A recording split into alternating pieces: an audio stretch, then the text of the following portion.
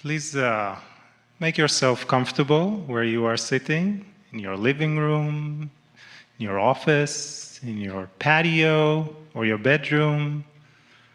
Adjust your space. If you feel comfortable too, you may gently close your eyes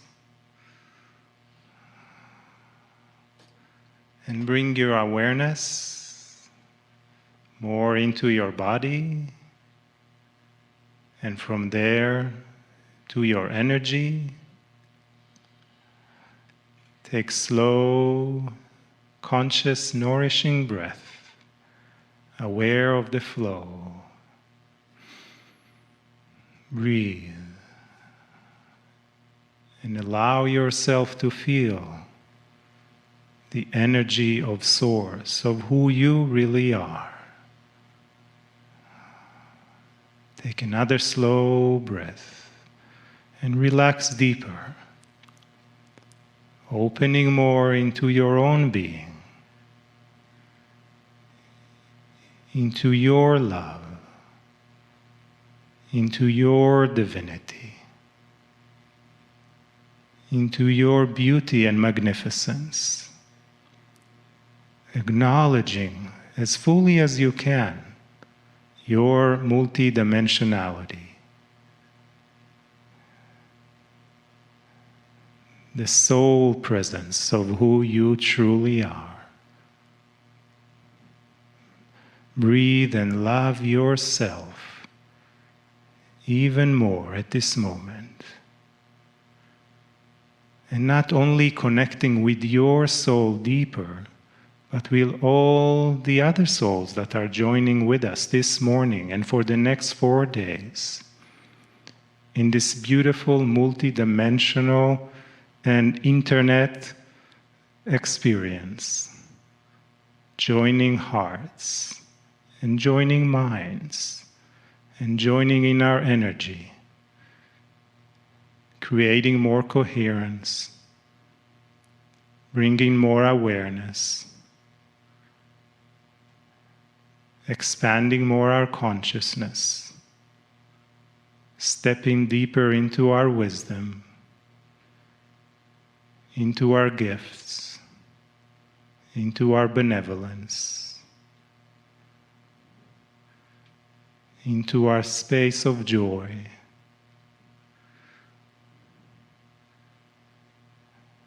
Breathe and love yourself even more. Allow yourself to connect deeper, expanding more, and feeling the love from all that is, and from the family beyond our physical presence that is joining us as well, with their support, with their unconditional love.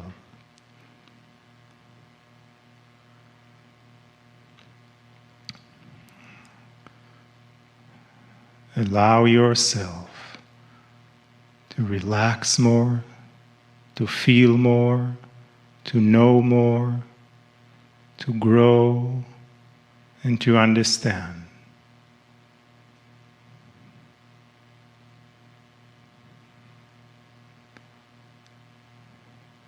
Take another deep breath.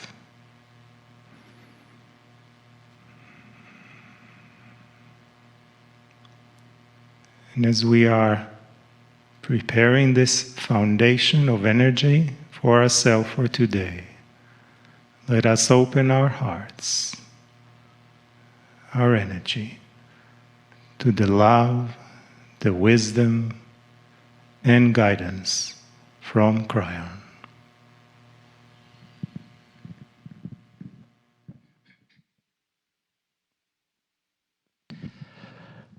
Greetings, dear ones. I'm Kryon of Magnetic Service.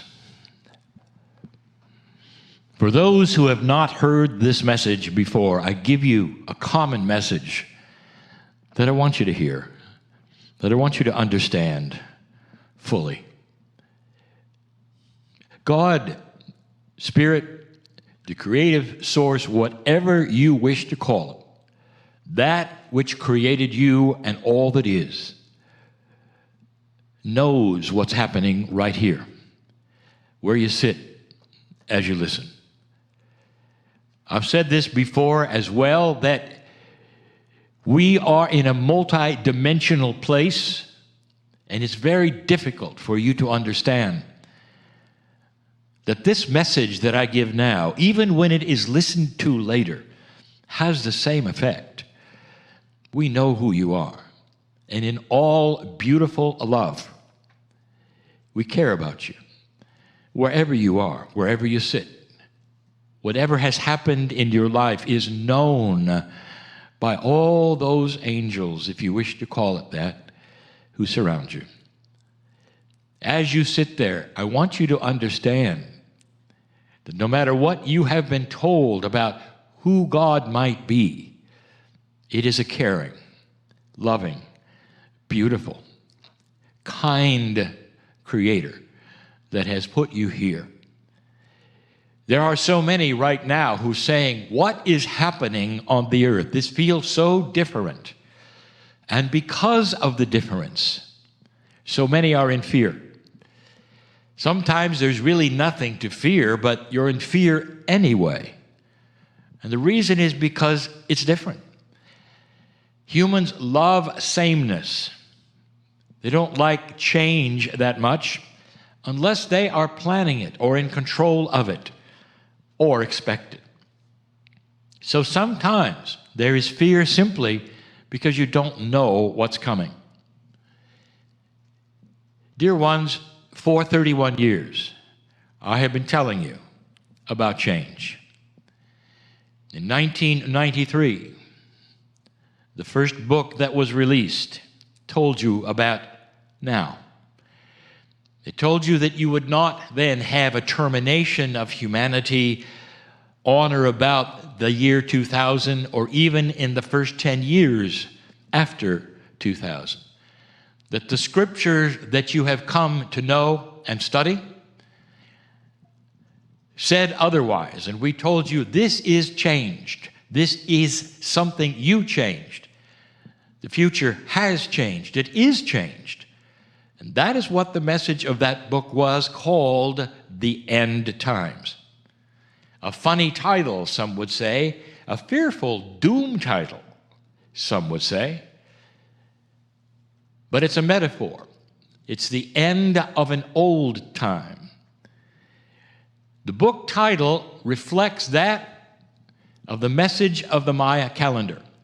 And so many of the indigenous of this planet who saw that something was coming, for thousands of years looking into the skies, they realized there was an earth wobble of about 26,000 years. And the indigenous and the ancients, who were often guided by the stars and the positions of them, the equinoxes and all of these things, saw something coming. It would be when that wobble of the earth would center itself and start a new wobble. And that centering would happen in December 21, 2012. And that became then the marker.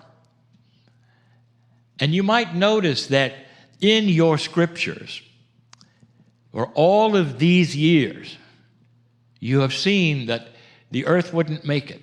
There would be so much. The World War III, the Armageddon, whatever you wanted to call it, was prophesied everywhere. You really weren't expected to make it. But you did.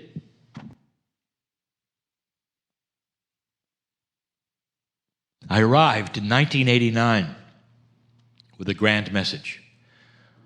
And the message was that there would be no Armageddon. The End Times book stated this clearly. Something else was going to happen. Dear ones, you're sitting right now in that something else. You moved past that which was the prediction of the end. And here you are sitting at a time that has really no predictions. Did you think of that? Whether it's your scripture, whether it's Nostradamus, whether it's the esoterics, There are no ancient predictions that bring you to this place. Oh, there are plenty of current ones. And the current ones are still often doom and gloom. Just lately, you've been given information, if it's not frightening enough, about things to happen in the next few months. And the astrology, it actually would confirm issues that you are going through if you looked at it. Never in your life have there been most of the planets in retrograde. Did you think of that? Interesting times, isn't it, that you are living in? I had a name for it, and I want to revisit that in this message. The name I gave for it just recently, right now, is the winter of consciousness. Let me tell you how this is working so you'll feel better about the fact that you are on target, on schedule. I told you there would be changes. 31 years. The messages have wound up to this place. Some have been cryptic, some metaphoric. But I told you that, dear ones, there is change coming. And I also told you that if you wanted to know more about what that change really truly was, you might see the predictions of the ancients who said, if you made it past that precession of equinox, past that 2012 time, if you made it, it would be the beginning of the highest consciousness the planet had ever had. With high consciousness, you have the end of war. You don't have the end of disagreements, dear one, because humans have free choice. You have the end of war, the kind that would terminate humanity. Now, some have said, well, that's impossible. The impossibility is that human nature will always drive you to the same place. I have news for you. Contrary to anything you've ever studied or heard or been taught, human nature is a moving target. Human nature starts to change with a higher consciousness maturity. What's been happening on your planet that you would said you never thought would happen? Not the pandemic. I'm talking about things that were different. Perhaps good news that you never thought would happen.